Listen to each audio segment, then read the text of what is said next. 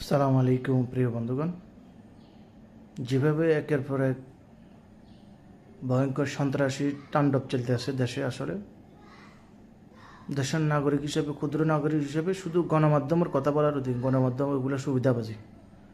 আমরাও কথা বলতে হবে, কিন্তু এখন ফেসবুক, ইউটিউব হাতে লাগালে কথা বলার প্রয়োজন। সঠিক কথা, সত্য কথা বলতে হবে।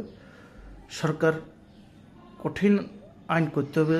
এইসব সন্ত্রাসী, চাঁদাবাজ, যেভাবে চুরি ডাকাতি বেড়ে যাচ্ছে, ভয়ঙ্কর অবস্থা, এটা আপনারা লক্ষ্য করতে আছেন, দেখতে পাচ্ছেন প্রতিনিয়ত। তো এভাবে সরকারের যদি দুর্বল আইন দিয়ে কখনো অপরাধীকে দমন করা যাবে না। অপরাধীর বিরুদ্ধে শক্তিশালী আইন করতে হবে। যেমন আপনার গাঁজা যে আইন, এই আইন দিয়ে তারা মেহমানদারি, যেমন শ্বশুরবাড়িতে বেড়াইতে যাইতেছে, তারা তারা যাচ্ছে, বের হয়ে যাচ্ছে 1 মাসের ভিতরে বের হয়ে যাচ্ছে, আবার এই অপকর্ম লিপ্ত। কেন? এখানে আইন শক্তিশালী নেই। তো এখানে সরকারি আমলা, আইনজীবী, বিচারপতি, তারা উভয় ক্ষেত্রে এগুলা জড়িত। কেন? এগুলা থেকে তারা কোটি কোটি টাকা ইনকাম করতে, তারা চায় না একবার আইনটা হয়ে যাক।